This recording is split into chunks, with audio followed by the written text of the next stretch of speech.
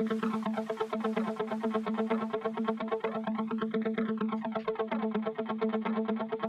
the time I'm letting go.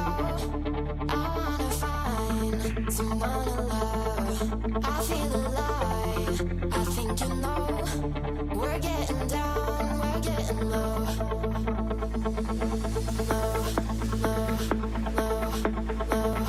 We're getting down, we're getting low. Low, low, low, low. We're getting down, we're getting low. Doing all the time I'm letting go. I wanna find someone to love. I feel alive. I think you know we're getting down, we're getting low. We're getting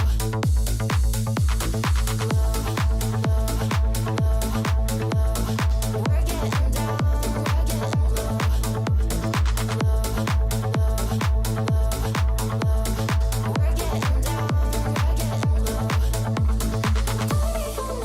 Oh, party all night, oh, party all night, oh, party all night. Give me one more dose and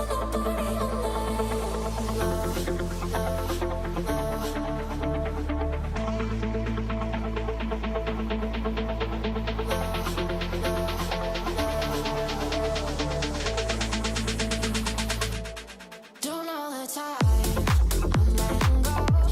I wanna find someone to love. I feel alive. I think you know we're getting down. Hey, we're here. We're live. Hey, I knew Nick would do it. I knew he would forget to unmute. I didn't say anything. 'cause I knew thought he you was were gonna unmute me. That's not I fair. said I'm not gonna do it. Didn't I, Alex? Didn't I say I'm not gonna mute Yep. anyone? That's it. It's all on us, baby. Brutal. I Brutal. love it. I love it. Hello, everyone in the chat. Looks like we got Paul hanging out and this weird guy, Nicholas Smith. I've never seen this dude before. Get him out of here. And of course, the whoever the heck is on the JB&A YouTube channel. Never know these days. Could be anyone. You should. Anyone know. could be We there. should know. Shh. It's a joke. It's a joke. Really? Really? Yeah, kind of is a joke. But anyways, welcome to the show, everyone. This is NDI support round 2. We're down to a monthly schedule now, but we wanted to do NDI support again because last time was great. Had a lot of you guys interacting and talking with us, and we want to continue on supporting you all. And you know, it is NDI November, as some people are saying, but this is our NDI November stream. Hey, Rachel Pappas, who's that? Hi, thanks for coming in the stream. How's it going, guys? How are you? Al X, not AIX. He changed his name legally. He's now Al X. He's from the future. He's here to tell us about the future of NDI. Well, I don't know about that, but I'm doing well. You know, things are very busy. Lots of calls, lots of meetings. You know, I'm trying to solve problems and make the world a better place, and make people successful in their content creation endeavors. Wonderful. Good times. Yep. Alex has been pushing the limits this week, so he won't show them with us, but he was doing test footage earlier today on NDI latencies on some new cameras. It was a pretty cool little. At some point, we're gonna make him like do up the studio so he can show us. Yeah, It was dress pretty it up awesome a little better stuff. for you. Yep. Sorry, I got a photo for you. Pull up my screen. All right. Hey, You can appreciate that one.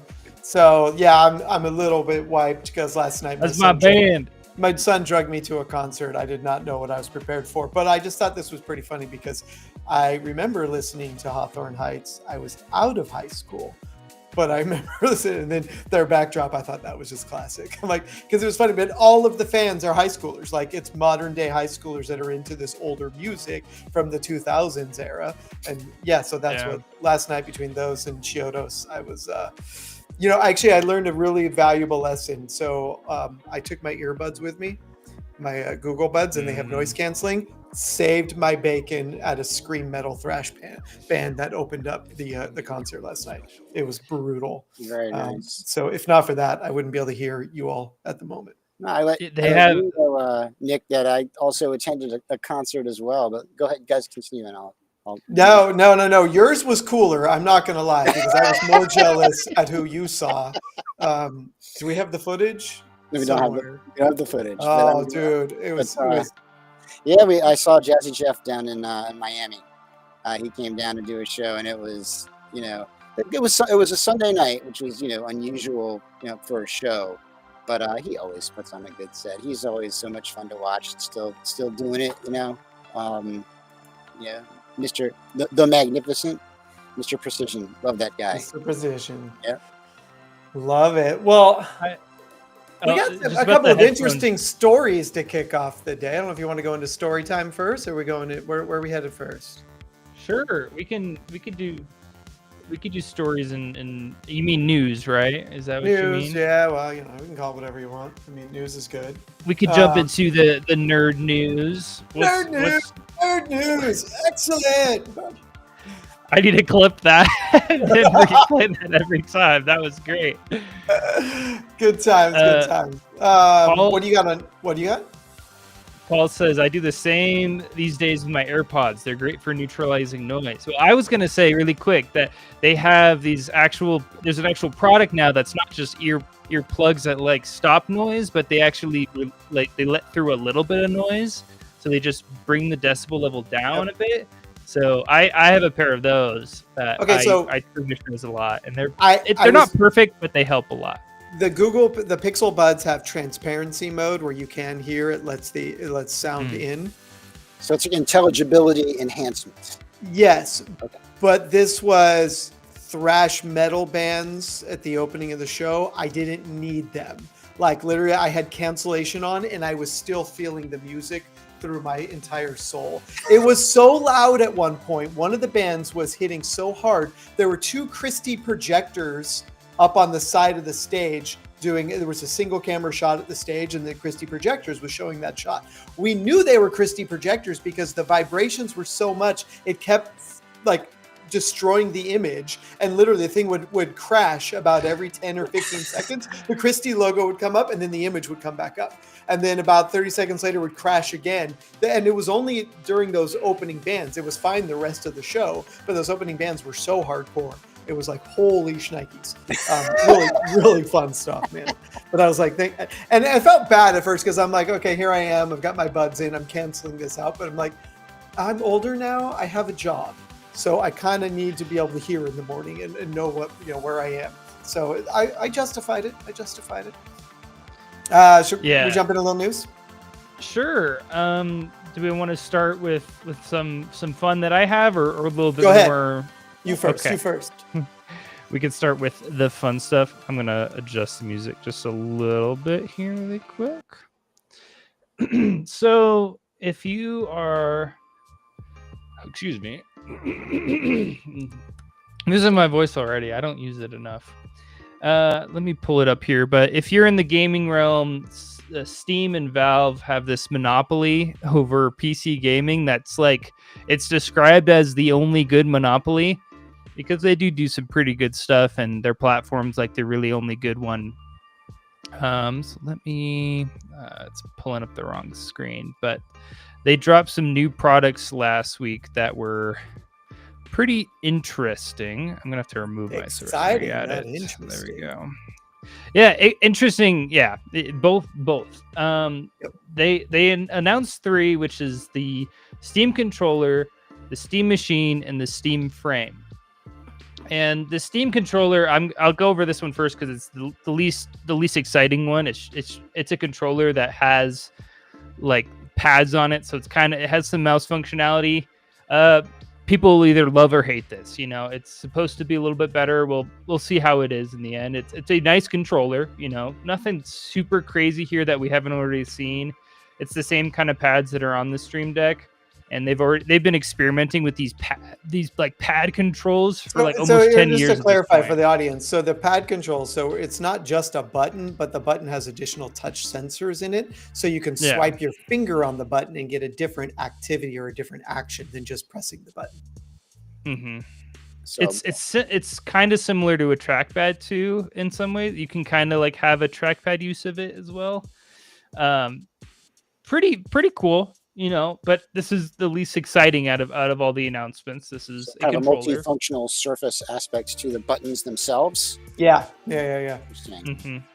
Yeah, because that's always a thing with PC gaming is, you know, you want a mouse with it sometimes. Yep. Oh, it's on this one. I'm thinking That's that weird. my Pac-Man game is really There we go. improved by If you want to get that extra boost of speed, there you go. So you're right, not a huge amount on the controller other than the additional buttons, but the Steam box, that one was quite lovely. So I'm gonna save the Steam machine for last, actually. Okay. I'm going to the Steam frame. This is you know, Jordan and I like VR gaming a lot. I've been a fan of it for a while, even though I don't currently have a VR headset. It's on my wish list, but this is definitely super cool because this is both a wireless and wired kind of all-in-one, where before you kind of had to pick and choose. You were like, all right, I could either do the like just the standalone headsets, which like the Quest 3 and stuff, and they had some streaming where you could like kind of send it to the headset, but it wasn't very good. It was kind of like you wanted to pick. You wanted to either run it on the headset usually, or usually you want to run it separately with a dongle. And with that, they basically they're adding a dongle with this that's a 6 gigahertz Wi-Fi 6. Sorry, Wi-Fi 6 it's running dongle Wi-Fi 6. Yep. that sends it to the headset, and it's supposed to be really good. And you know, it's got, of course, upgraded optics, upgraded everything. It's next generation for all this stuff.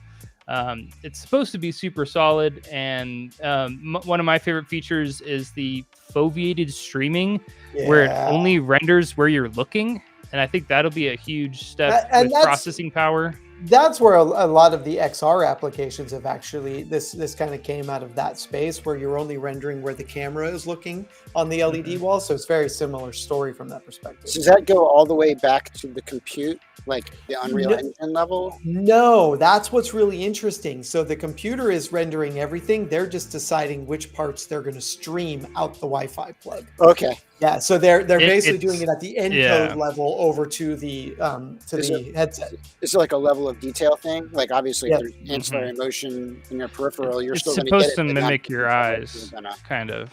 Okay. Yeah, so they have they have eye tracking built into the headset that's looking at your eyes. Yeah. So they're tracking where you're looking and then making the decision based on that. That's really cool.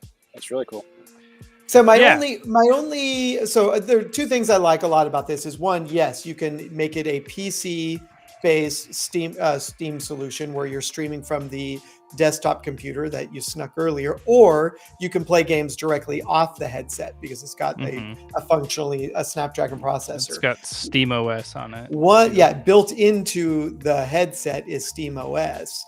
And they also have announced side loading. So I can take APKs that might be built for other headsets and plug them in directly. I thought that was quite interesting. The downside, the one thing I was disappointed in, is that the forward-facing world cameras, the ones that are doing the tracking, are black and white. They're not color, which kind of takes away the ability to do some of the cool AR-oriented games, kind of a la Apple, which even Apple has somewhat failed at this because they put everything into it and then it costs $3,000. This obviously is not going to cost $3,000, but one of the ways to cut that was to go black and white rather than color.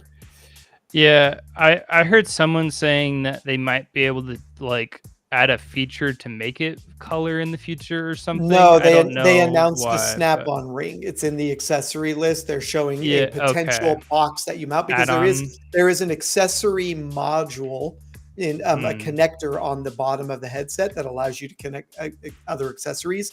And so they're basically saying, hey, in the future, there'll be things you can snap on like color cameras. So when you talk about running games in in device? Is this the kind of thing that makes it truly portable? Like, here's Yeah. Nick on my coast to coast flight from west Yes, to east. And 100%. This you will Yeah. see me with this thing on a flight, kicking back feet, watching Netflix on a 20-foot screen. It is going to happen. And that's been a thing for a while. It's Yeah. just the problem was like picking and choosing between like because all the good VR games, like the really good ones, are on PC, and you Sure. have to plug So it there's directly to power. your computer. Yep. And this is bridging that of like, okay, now I can have my cake and eat it too. I can have the best of both worlds in that. So this is pretty cool. If it works well, you know, and it probably will. Steam has good track record for this stuff. So There's enough horsepower in the device to make it to do most games, Yeah, and compelling, they right. did announce some actual PC ports that are going to run natively in this thing, which will be kind of interesting. Games that would ordinarily require a GPU that they're going to crush into this. So. yeah. Interesting. Really quick, Wilton Vargas, I see you have 2 questions in the chat. We can either hop into them really quickly after this segment if you would like, or if you're able to stay along, we're gonna do a couple more news segments, and then we're gonna hop into the NDI support stuff. So if you have to rush, we'll get to you here really quickly. Just let me know in the chat, and we'll get to you here in a minute. I see you in there. Well, those are tough ones too. I like this. But lastly, for the Steam announcements, the Steam Machine is the most interesting for me. Not that I'm gonna buy it. I'm more inclined to maybe buy the headset, but the Steam Machine I think is hilarious because it is basically a PC it's like they're making their own console basically. Yeah. This is an Xbox. This is 100% an Xbox or a PlayStation killer. The console wars have officially basically ended, and like people have been saying consoles are dead, and now Steam is like, all right, let's make our own console. It's like, what? We're going backward, but this does make sense though in a way. But the only thing that people are worried about is going to be the price. Because a lot of people are saying that if this is over like $1,200, it's probably gonna flop. Some of the teardown guys like Linus and some of the others are putting this at around 600 based on the hardware in there. If they go aggressive, I'm hearing both ways with tariffs and stuff. I'm hearing people say like 800 would be like a good place to put it, but with tariffs maybe they can't put it there. I don't know. Yeah. We'll see. Time will tell. There's nothing that crazy about this though. It's really just a small form factor PC that's gonna have their own OS on it, which I think is really cool.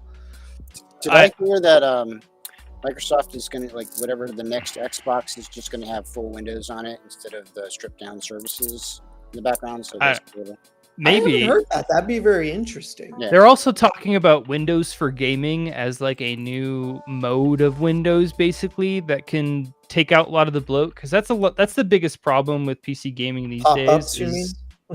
Yeah, pop-ups, bloatware, and an AI that's baked into the freaking OS. Like, you don't want this stuff when you're gaming. Like, it's like I don't care. I'm staying on Windows 10 for as long as I can for my gaming PC, but it's like I'm already like, do I need to upgrade?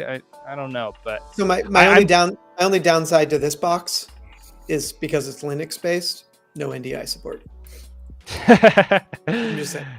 Yes, and there's that's the whole Linux thing too. Is I have for one, the reason why I'm probably gonna buy this is I have a micro ATX PC, which is not as small as this. No, this is tiny. This thing is a baby, but I already have a small PC that I'm debating on putting SteamOS on it or something like that to play games. And putting that as like my immediate PC. Well, and the reason these are smaller, so the reason these Xboxes, PlayStations, they don't have tiny. They don't have a traditional GPU. These are APUs. So the motherboard, the product itself, the motherboard, the processor, everything is an APU design, meaning it's an integrated processor and GPU.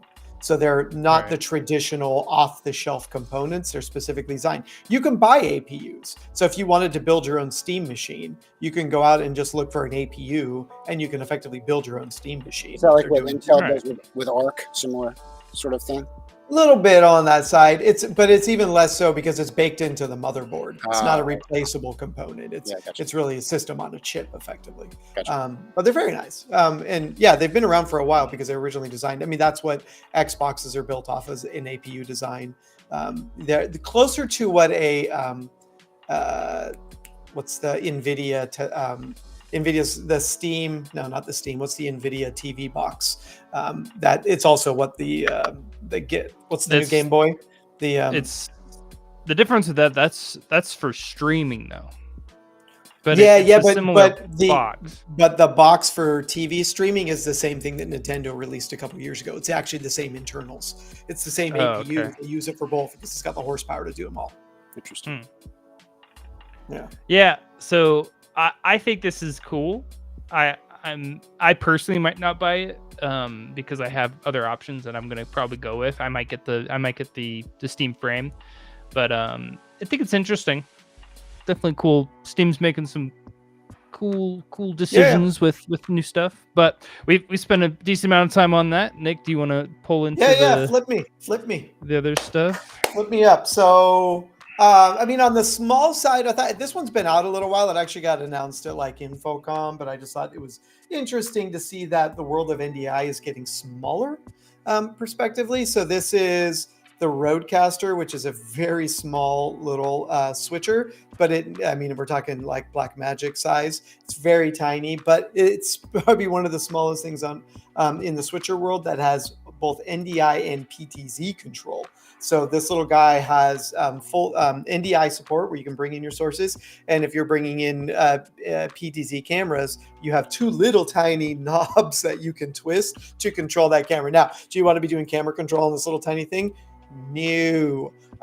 Just like you probably wouldn't use your TriCaster for camera control, you use it to fire presets. So you would use these knobs to sort of dial in and then lock in a preset, right? You wouldn't want to run your show off of these. But it's just interesting to see that NDI is getting to more consumer electronics, right? Because I wouldn't see this in a lot of professional environments. I would see this in a more consumer podcast environment, maybe a small church that's very budget oriented. And so we're getting down to, I think this is where I'm kind of excited in one hand and then sad on the other hand that we see NDI moving into a more consumer based market that's going to push the likes of Black Magic and others to finally kind of go, maybe we need to think about NDI. So you've seen those guys sort of stay on the fence for a long time. They went full on 2110 rather than going to NDI. They tried to release their own IP codec at one point. So we sort of seen them all kind of stay out. Well, this hitting consumer level grade technology, that's big, right? Because it's going to push more and more people into that space and I think elevate the technology. On the other hand, it's also, in my mind, it's bringing it down to consumer level technology. And I don't want it to be consumer level like mindset. I like it being pro. I like it having a lot of features that you don't see in other products. So there are pros and cons, but it's exciting still nonetheless to kind of see it hit this level. Now, the other thing is it's that time of year when acquisitions are happening everywhere. Acquisition. There are so many acquisitions happening right now. It's kind of a fun time. We always see this towards the end of the year because people need to spend money before they pay taxes on it. So they go out and buy things. So first up, Vitech acquiring DataPath. So Vitech's been a partner of ours for a really long time. They do IPTV platforms. They control stadiums. So if you think about it, you go in the stadium and you got content flowing all around you. A lot of times that's Vitech controlling the flow of that content, from the press box to the expensive box to the digital signage to the menu boards, kind of all around. Vitech does a lot of this. DataPath is an interesting acquisition for them because one of the things Vitech has always been about individual smaller boxes, right? Thing you hang behind a TV and encoder you use to get video into it. DataPath is a large scale server model. So they build big boxes with a lot of inputs and a lot of outputs on them. So if we're doing a massive video wall and I need to acquire a bunch of signals and then put that up on a video wall, DataPath's been a really interesting company for building those kind of large server-based products. So the crazy part is the acquisition happened a while ago. They're just finally getting around to announcing it. We've been on sort of like, hey, you guys can't talk about this yet. So keep it under your hat. And that's been going on for a really long time. But it's still fine. It's good to finally see them come out of the dark on this one and say, "Hey guys, we did this thing and we're really proud of it." So we want the world to know. And what's more exciting is I think this is really going to alter some of the things that VTech can do from a hardware standpoint, from a product standpoint, because it gives them large mainframe capabilities that they didn't have before. Ross has been at it hard and heavy. Let's hit the first one. So they acquired a company called Vertex. Vertex is really about immersive experiences. So this is kind of them getting back into the sort of the AI kind of XR space and getting some things that allow them to do a lot of video in a lot of places at once. So think of sort of like the stadium control, where you're going to control all the video in the stadium, or you want to really manipulate data moving around. Projection mapping. This is a really interesting piece because we saw Christie announce a couple of weeks ago that they're getting rid of their product. They've sold it to its original founders, which was their product for projection mapping. That kind of controls it. And at the same time, Ross is going, "Ooh, we'll take something like that, please." So it's kind of cool to see them do that. And this is going to give them a little bit of an interesting edge in that space. And then they're hot on the heels of their acquisition of Llama, which we may have talked about on the show, but I'm excited for these guys because Llama is a great product. Shout out to you and the team who built that thing. We love Llama. If you're doing audio production, you need to be looking at Llama. If you're doing anything with video that has audio connected to it, you need to be looking at Llama. Yeah. And so for them to get in with a team like Ross, that's going to help them develop the hardware and the rest of the story and come to market faster. Already, Ewan told me it was super funny because he says, people that I've been trying to get to talk to me wouldn't talk to me. And then I put a Ross label on and suddenly they're like, "Oh, can we chat?" So, he says like the doors are opening for them in that way. So very excited on that part. Another interesting one, Adobe's, been back and forth on acquisitions the last couple of years, trying to get some different products. But this one's kind of interesting because a lot of people see Adobe as like, okay, Adobe makes all their money by forcing you into contracts that you can never get out of, a la Photoshop and Premiere. Their pro apps are the smallest piece of their business. Their apps for building content, making content, that is not where their money comes. Their money comes from PDF, right? Because everybody licenses PDF from them. Their money comes from their large enterprise platforms. That's where the bulk of their cash flow comes from. And this one's very interesting because SEMrush is a company that's basically said, let's do search engine optimization with AI. Let's make sure that your thing is getting out there and getting optimized to be found faster, but let's use AI to do it. And so Adobe buying this and saying, cool, we need some AI that isn't about content creation or manipulation, but we needed to use it as a way to get content found, to get our assets found, to get your website seen by more people. And that's kind of where SEMrush sits. So kind of working with AI chatbots, with agents, with search engine optimization. So kind of excited to see what's going on with Adobe on this one. This will be interesting, and they've gotten knocked down on their last couple of acquisitions. So cool stuff on that front. So those are my, it's acquisition Monday or Tuesday. Wait, what's today? Wednesday. Lots of acquisitions happening right now. And I think this is probably not the end of it. It's Wednesday. But there'll be more. There will be more. That is interesting. All right, should we get into some support calls? I think we should. We've made Wilton wait for a long time, so we should probably talk about his. Do you want to copy and paste that up onto the screen, or how do you want to show that? Yeah. So I'll do this. This will be the best way to do this. Okay, I want to take his very first one because this is a really interesting one, and I see people get confused by this because they think the answer to this is obvious, like fiber must be better. So here, given the choice, would you connect AV switches such as the M4250? Yes, I would always connect a 4250. Great switch. That comes up in one of our text messages later. You'll see. From Netgear using fiber or copper, if within the limitations of the latter. So they both have the same limitation, which is whatever the switch supports. It doesn't really matter. What you get with one over the other is distance. So, William, if you're trying to go the long haul, let's say you're trying to exceed the limitations of copper, then you definitely want to look at fiber. And that's why oftentimes you will see switches with a couple of fiber ports, or they're not fiber, they're SFPs, which are those little empty cages. So you see an empty square there. You have to plug in the correct transceiver based on what you're trying to do. And so those are there because oftentimes we put switches really far away from the mothership, right? If we think of where your internet comes into the building, right? And we have the best internet right there. How do I get that signal way down to the other end of the building or stadium or church or whatever it may be? Yep. Copper has limitations in distance because it is harder to force energy through those stranded copper wires.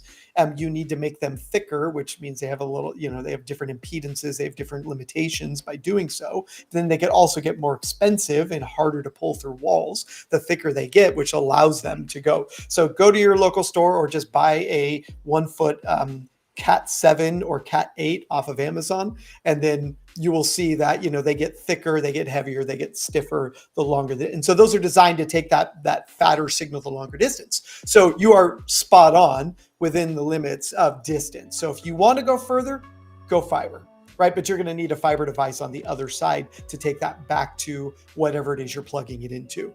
But it doesn't change your bandwidth. If the port is 1 gig, you're not upgrading it by moving it to fiber. It's still going to be a 1 gig port, right? And your SFP is what is going to control that and the network switch.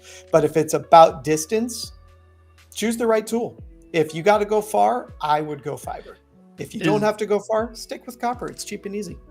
Is there any has there been anything checked about latency difference though? No, that's the speed of the port. So if they respect that 1 gig or 10 gig, that's what it does. Yeah, because that's about packets and it's transmitting packets and then putting the packets back together on the other side and kind of packet buffering. That goes as Alex says, that goes to the speed of the switch. And a lot of that's controlled by the processor. I think that's one thing that people don't realize is there is a processor, there is a central computer inside the network switch, right? That is managing traffic flow, managing the flow of data input and out. When you look at a network switch, there are specs of what it can achieve that is symmetrical to how many packets it can receive and transmit at the same time. Not all switches are created equal. Like a cheap switch will have limitations. Will not be able to handle as many packet processing going through the switch. Yeah, and one of the things you can look out for too, and Netgear obviously doesn't fall into this, but you want basically what's called a full speed backplane. Like for the number of ports that you have, each one of those should have full access to their potential speed. A lot of times with less expensive switches, you'll find that they have a high port count, but that's because they're sort of bandwidth sharing. They limit the amount of bandwidth, and the internal CPU has to work harder to shuffle those packets around. And sometimes you'll have flooding or drops because of that. So you can't saturate the network like at all. Yeah, and so here's the math. You should look at the total throughput of the switch. If it's a 24 port switch at 1 gig, you should have 48 gigs of bandwidth. Twice, yeah. Because you got to think every port can transmit 1 gig and receive 1 gig simultaneously, right? So it has to be able to manage 48 gigs of bandwidth going through. So if you're looking at a inexpensive switch online and it's 24 gigs of bandwidth on a 24 port switch, that math won't actually get you where you want to go because you're about half the bandwidth you actually need on that side. But going back to Wilton, look, fiber whenever possible, but use it to connect different switches, use it to get into another switch, use it for those long hauls. But don't worry about the differences. You're going to get the same performance either way. One more question, I think. Also, what do you do if during a production an NDI encoder suddenly freezes for a few seconds and your vision mixer reports no dropped frames? Is that a network or encoder issue? That is a more difficult question. Yeah. No drop frames is interesting. How do you know it freezes? Like, are you looking at the actual mix, or are you looking at some monitor, or where are you getting the data on the freeze? Because that would be interesting, because there is sometimes a momentary glitch when you're in, like, especially in a TriCaster, when you're taking some of the air because you're switching from the proxy version, the preview version, to the high res, and so sometimes the interface on the vision mixer can be the thing that glitches, but not the stream on the backside. So that would be an interesting one that we would like. It manifests visually. Um, I would even almost check. I mean, if you're, and I apologize, I don't remember what the Mac equivalent is, but Taskman on the Windows side to just see what the CPU performance was. The other thing that is, I think, hugely important here in terms of system balance is, NDI is the broad term, but remember that deals with both NDI and NDI-HX. And as far as things computationally that can be tough for a computer to deal with, NDI-HX is very friendly to the network because it's skinny, but it's much harder for the computer to deal with from a decode to work with standpoint. So if a lot of your sources happen to be HX, that can be a factor, and it might not even manifest itself until you're like moving from that preview proxy state to pushing it out, to your program itself. So test. Yeah, well, now he did say encoder, so I'm going to assume it's a full NDI because there are very few HX encoders. Although all the newer ones that are hitting the market right now do both, but oftentimes people default. Now he did comment back in that it manifests while on program. So Wilton, is that why you're going from preview to program, or you're seeing it on air after it's already been taken to program? Love to know the answer to that, because then that would start to identify where some of this might be at. Experience this randomly. I run 2 studios, HP Z84 workstation, the latest version of Wirecast. Got it. I have zero experience with Wirecast. Yeah, it's been a few years since I've been in front of that one. And I'm assuming their NDI stack is up to date. That's less of an issue. What? Wilton is seeing on air after taking it to program. Okay, now we're honing in even more. Thank you. He keeps bringing the data. If it's already on air when you're seeing that, then I'm going to say it's a packet buffering issue. It's one, how much data is coming into your computer at that moment. But one of the things that I would say is let's look at that same stream on something else. Either outside of Wirecast, pull up NDI Monitor and connect that and say, let's look at it on NDI Monitor and see if we're seeing the same issue. Let's look at download OBS or Meld or another product. Let's get outside of Wirecast and identify, is this an encoder issue? Is this a network issue? And kind of look at this outside of Wirecast, but we probably need to isolate where the problem is, right? Is it at the encode level? Is it at the network level? Or is it, once it hits your computer? But I would try and isolate that by moving to a different product. Meld is free. OBS is free. NDI Monitor is free. Snag any of those. Yeah. And let's look at that source on program at that point to see, are we getting the same problem? Yeah, and we mean that just for troubleshooting. We're not suggesting jettisoning a platform. No. Isolate the issue. But just to identify where the issue might be, right? Is there so the Bird Dog encoders happens both regular 4K and Flex 4K, which I believe is their version of HX. Studios are all in at least 4 to 5 sources at the same time. Yeah, running 10 and you're 10 gig all the way back to your network 4 to 5 switch. sources and it's 10 gig. It's not a network issue unless it's a packeting issue at the switch side. It's not, if it's 10 gig from switch to computer, 4 to 5 sources, even if they were 4K full bitrate NDI, that's 300 megabits ish per stream. You're well below 10 full gig. NDI. So yeah. Wilton, one last question: how many people are viewing those sources at the same time? Yeah. This is a common one where we see that there are NDI monitors open in places. There are other people viewing those encoders. I'd really be curious to see if there's other people seeing those. Because that is a common problem we see, where too many people are hitting the same source, and that source can't keep up with all the unicast streams that it's trying to kick out. So it's a good time, especially since you're running a 4250, to turn on multicast and try that as an alternative. Good call. Yeah, that'd be a fun one to troubleshoot. If you ever want to have a little dial-up session with us, we'd love to walk through and see that with you. Nope. Okay, so he's already held that problem. Always check your firmwares, make sure everybody's up to date, both the encoder, the decoder, and your network switch. And the other one is, since you have a 4250, make sure you are using the most current version of the NDI routing feature built into those. Not been able to make multicast work, don't feel bad. Not everybody does. Multicast is a tough one to set up for the first time. Get the boys at Netgear to jump on with you and work on that. One thing I've seen too is different programs like OBS. I experienced this OBS specifically is that like I was on the wrong version of NDI. Like I had updated NDI and I was on a more recent version, but OBS was not updated. It was still on like 4 or something like that.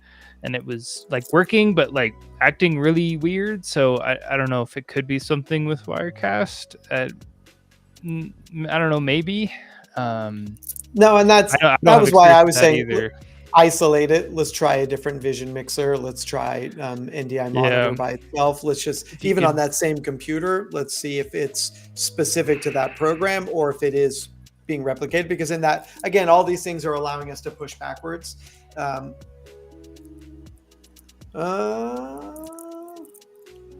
you got a Calendly you can fling over to him? Don't put it on here. Wilton, go to our website, jbanda.com, and there is any number of forms on there that you can fill out that you can put your data in, and then we can get in touch with you. That way, you don't have to put your information on here, and we don't have to either.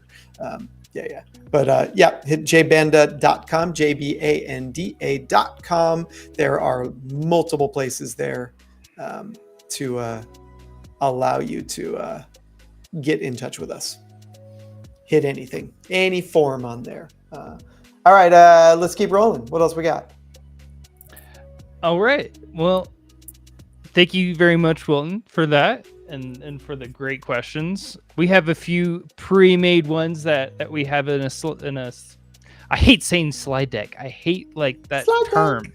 It's so stupid. In my slide, I just like slideshow. That's what I'm used to, and I freaking second guess myself every time. But we made a few pre-made questions in a slideshow deck, whatever you want to call it. But if anyone else has any more questions too, feel free to leave them in the chat. We'll hop to them as soon as we go in between questions. We're happy to pivot to you. Let me pull up. Let me pull it up.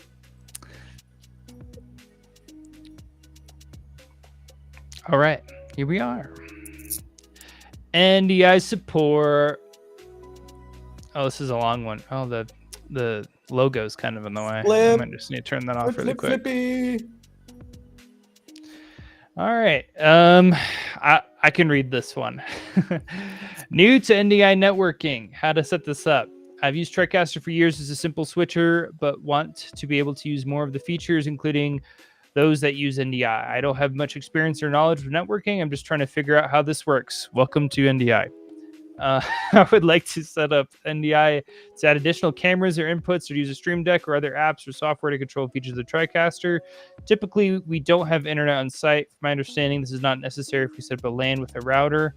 I'm not familiar with doing this, and I'm looking for some resources on how to set this part up for a beginner who knows nothing about networking. Then from there, using it to connect to the TriCaster and some of the NDI features. And any help pointing me in the right direction is appreciated. I've found videos and sources telling bits and pieces of the process, but I'm trying to understand how it all works together and the basics of where to start setting up the network without internet. Thank you in advance. I think this is everyone's first dive in.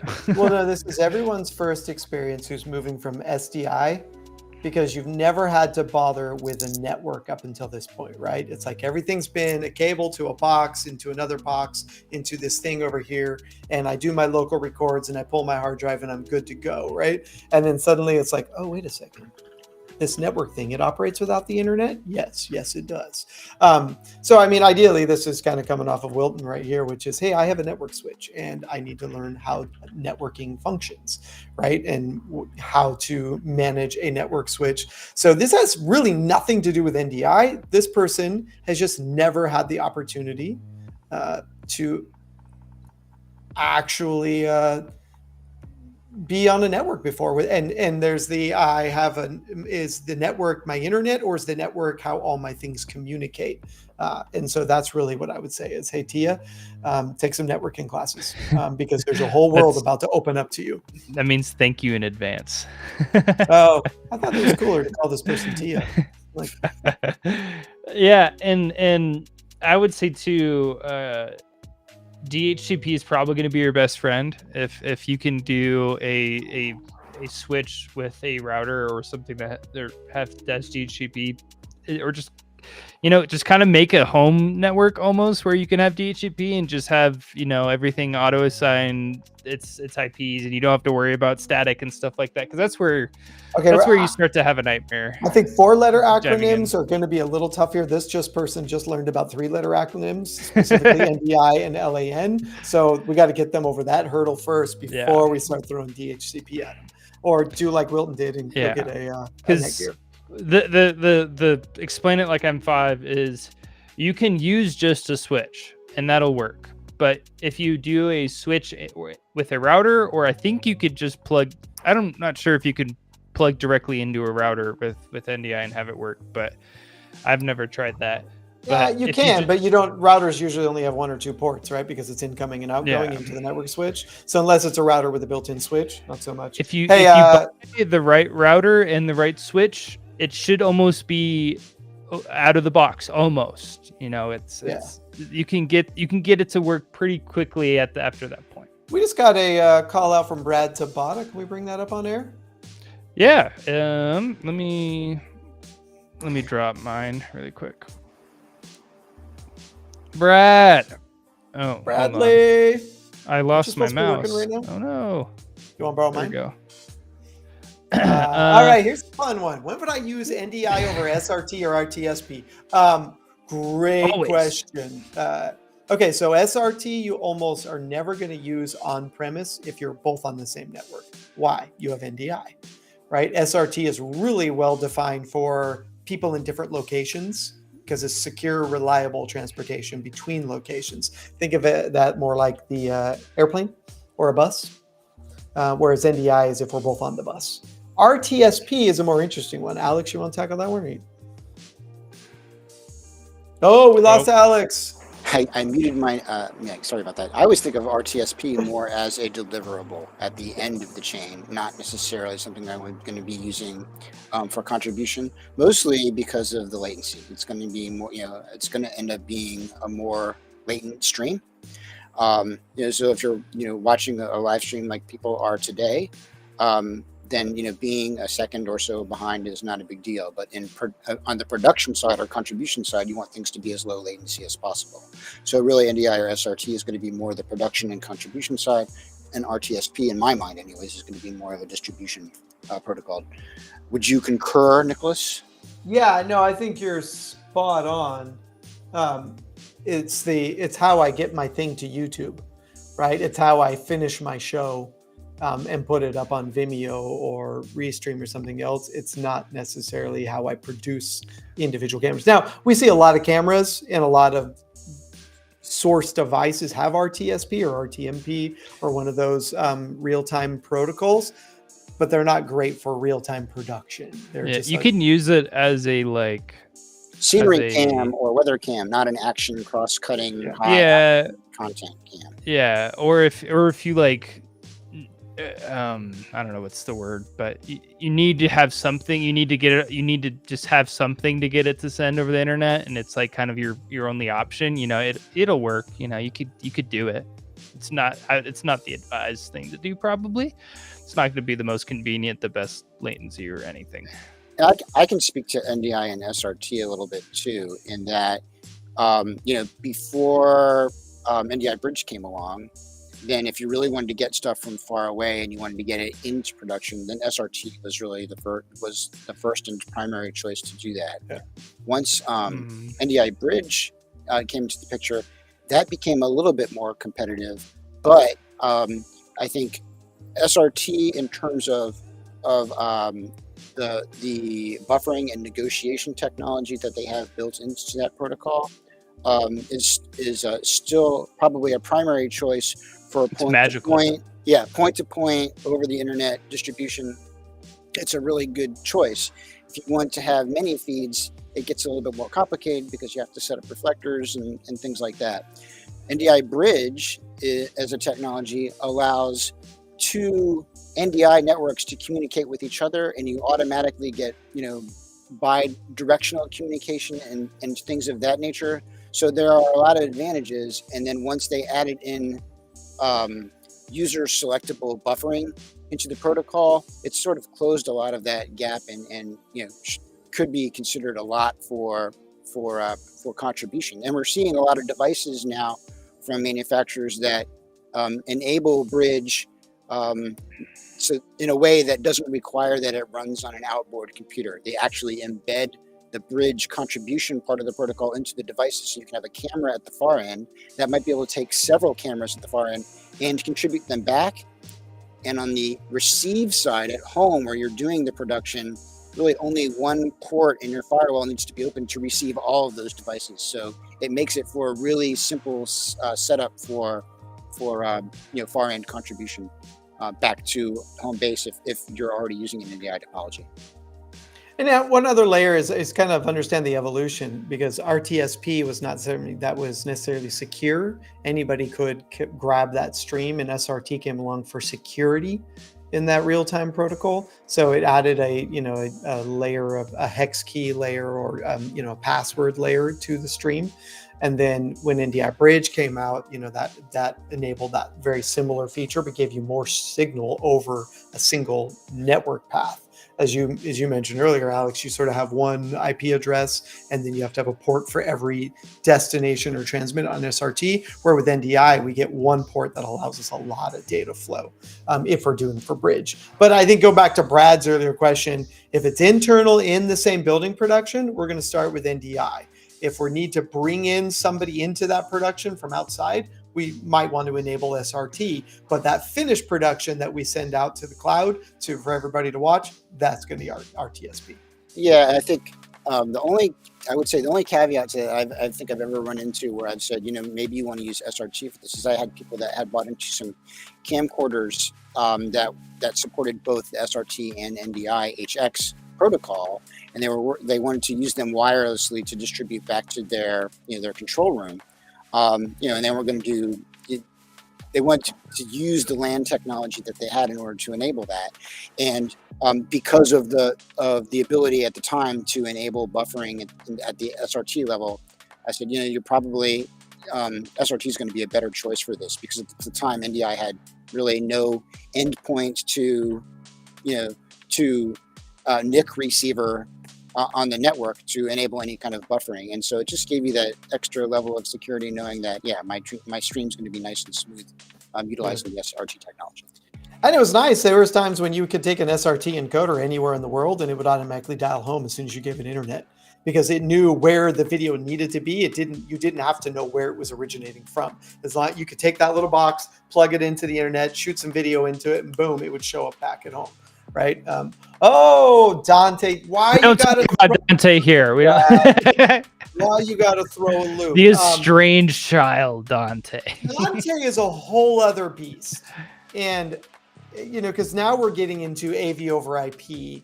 Dante's got some interesting stories. Now, yes, there are now cameras that have Dante built into them, and there are decoders that have Dante built into them, and there is software that has Dante capabilities from a decode. But as of today, there are no switchers that have Dante capabilities to switch multiple Dante sources.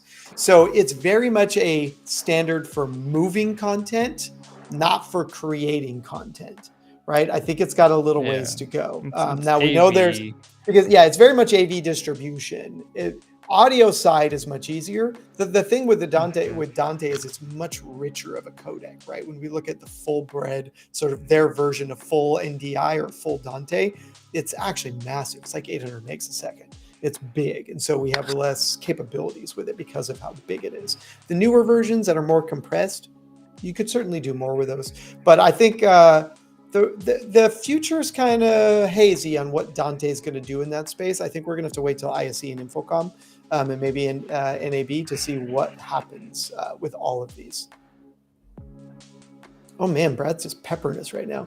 Any of the above? Have you seen any of these require more compute on the decode of the broadcast switcher? Yeah, Alex, you had this problem just recently.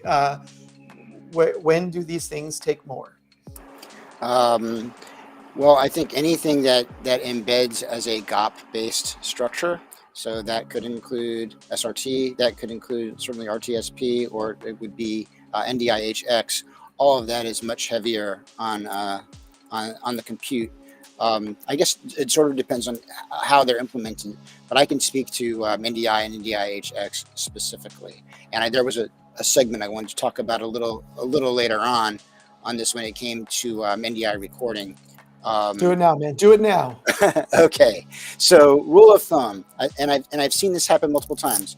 People are interested in setting up a lot of cameras for acquisition, but they also want to ISO record.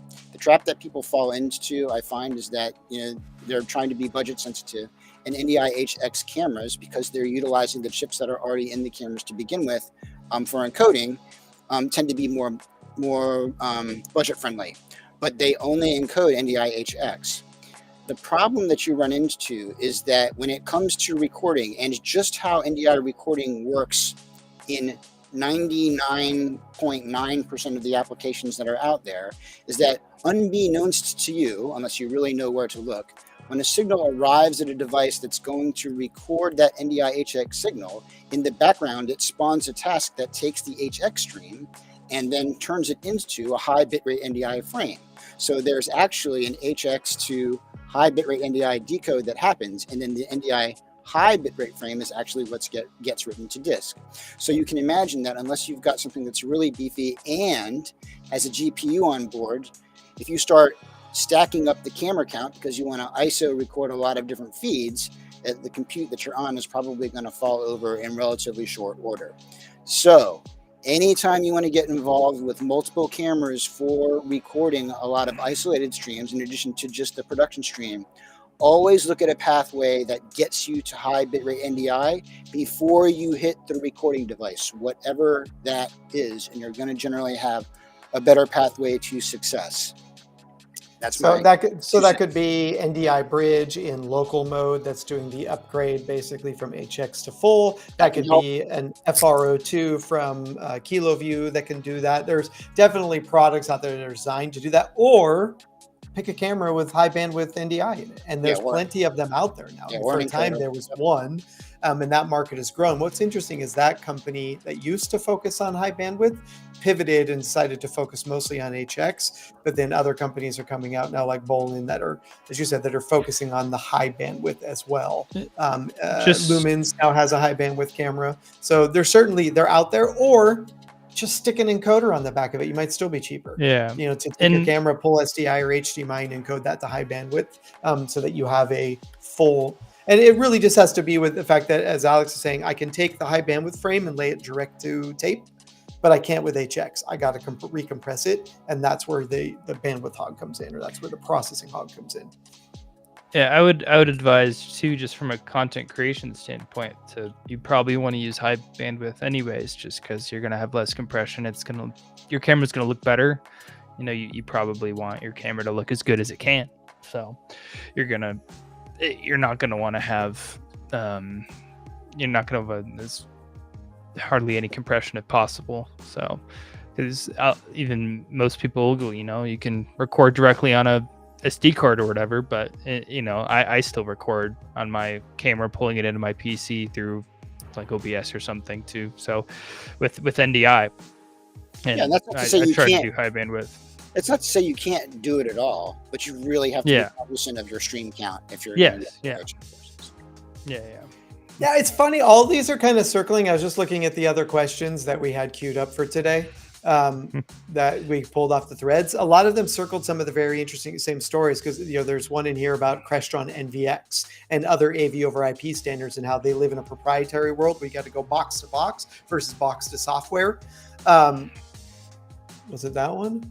No, I was sorry. I wasn't trying to cut you off. I was just gonna say, like, it's funny, we talked about everything. Now we're gonna go NDI versus SDI was the next question. Yeah. Well, yeah, when to do one over the other. And I think it really is going to come down to budget and capability. But skip this one. Which one are you talking about? The next one. This one here. This kind of goes back to Brad's earlier question about the different products, is AV over IP interoperability. And I think this is where NDI, Dante, IPMX, or 2110 kind of are starting to make a lot of sense to people. It's because I can get any Dante product and it can speak to any Dante product. I can take any NDI product and have it connect to any other NDI product. And I can take any IPMX product and I can make it talk to any other IPMX product. I cannot make Extron Nav talk to Crestron or Visionary or SDVORE or any of these others. They're all in a walled garden that says I have to stay within that garden. Right. And this is where I think people are starting to wake up to this concept of, okay, this NDI thing actually makes sense, because if I go all in on Bird Dog and Bird Dog decides to go out of business, it doesn't matter. I can pull in a KiloView or a Magewell or an AJA and still continue using my Bird Dogs with my KiloView, AJA, or Magewell. Or if I say, vendor X makes a really cool encoder that I need because it meets a format that I require, I can put it in the mix with my other products. You can't do that with these other products, right? And so I think this is where these are really starting to make sense to the world, is to say, okay, I want interoperability. Yeah, it's the freaking 21st century. Can we please? Or is it 22nd? I don't remember. I think you're right with the 21st there. You've got, one thing that comes to mind is Matrox has a product that actually can speak a couple of different protocols. So if you do need some interop there, and you need it in a device, then Matrox does have a solution there that can speak things. Their convert stuff is pretty incredible for that. But it won't do Nav, it won't do NVX, and it won't do Visionary, because those are proprietary. Right. Well, Visionary actually isn't completely proprietary. That's a whole AV problem too that I think it's people don't think about, and you hope that your Crestron system lasts forever, even if Crestron goes out of business at some point. But if Crestron does go out of business too, or you try to move to something, or you want to add something that's new, it's like, all right, well, I'm SOL now. I think the thing that is interesting, and this is something that Dr. Andrew Cross said several years ago that really resonated with me. Hail to the king. Sorry. Which is, kind of like, the endpoints might change, the protocols might change, but if you're building an infrastructure around Ethernet cabling and copper packet cabling and network switches, or fiber, Wilton, or fiber, never going away, right? And so, like, the transport infrastructure, assuming you've built in enough headroom, can remain, but the endpoints can change. The processing might change, but you're not like it's not like the change from, SVHS to SDI, like, you've got to literally rip wires out of the wall, like leave the wires in the wall and change out the endpoints, right? So just make sure you're putting in like Cat 6A at this point or something. don't put in anything less than 100. And as soon as you build, if they have Cat 7 or something at that point, you put in the newest thing possible. And this has got to be hard for the manufacturers, because you look at some of the names up there on the board right now, and these are all companies that want to keep you in their walled garden because they want to keep you a customer, and they're going to tell you that by doing so, they can give you the best support possible. It's safe. It's safe. And we're going to support you, and we're going to, but then, it's like, okay, that's great. But then if you embrace these other open standards, it gives you new opportunities. However, there is the possibility that if Crestron or Extron embraces NDI, that people would go, oh, I like what you're doing, but I like what they're doing better, and now I can use them, right? So it's tough as a manufacturer to say, I'm going to embrace interoperability. And I kudos to Matrox for doing it. Right, for doing it with the Convert IP, for doing it with their MGX product, for doing it across the board to say we're going to embrace interoperability, because it does give somebody the opportunity to say, well, I like some of what you do, but I'm going to buy these guys as well, right? Where you can't do that with Crestron. You got to go all in or nothing. Yeah, well, we have that all the time. Last year I did a project for a state government, and they wanted, and the integrator that we were talking to was thinking they were going to have to do every single thing as NDI. And I said, well, no, you want NDI for the acquisition and production part, but for the things that you're requesting for the distribution part of the equation, I'm like, there's no reason, like, I wouldn't do it that way. Like, that would be that would definitely be a case for RTMP or RTSP as a deliverable out. It's going to be something that your regular IT department that aren't AV folks are going to be much more used to dealing with, and it's going to be much less burden on the network. And the speed differential was not going to affect them in a way that was going to be negative for the distribution standpoint. So pointing them in the right direction, they were very different. It's different tools too. Like, you're not using your NDI devices, you know, in the AV realm for viewing and stuff like that. It's just different. Yeah, and to be fair, that's always been a weak spot in the NDI game is routing, right? Controlling a lot of endpoints, having kind of like when you look at the distribution. When you look at Matrox's control platform, where it's like I can see on a map all my source and destinations, and I have routable control of everything. They're really good for a one-to-many distribution network, where NDI is a many into one production network. Right?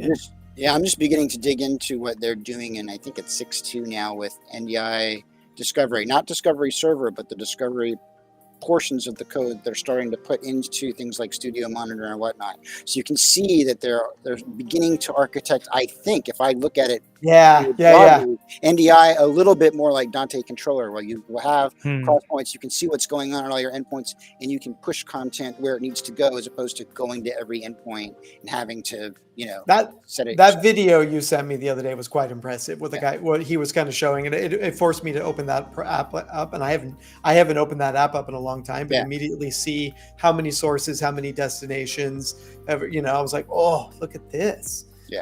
Good stuff. Hey, we are at the bottom of the hour, and I know we have a ton more questions. So we will probably save some of the other issues that we found for next month's show. We'll probably do this again. There'll be more stories. There'll be more interesting acquisition news out, and hopefully we'll have some other big announcements as we get into December. Hopefully some Christmas announcements. Between now and then, Turkey Day is coming. So if you're a turkey fan, please eat all you can. We are running out of turkeys, so we want you to get as many as possible. Or was it that we have an overabundance of them? If you go into some places, you see turkeys running around on the street. So eat a turkey, folks. I think it's important to help thin the herd a little bit. But if you're a ham guy, just go to town. That's all I got to say. Go Alex, ham. A ham or a turkey guy? Go ham. Go ham. I don't know. I keep hearing so many turkey haters, like in recent years. Like, I hear a lot of people like, I don't even like turkey. It's like turkey's gross. And I'm like, I mean, it's not like you got to do it right for one. You can't just have the driest, like, You're not putting enough gravy on it, is all I got to say. Gravy makes it good. That's for sure too. Look, spatchcock your turkey. It'll cook faster and it'll taste wonderful.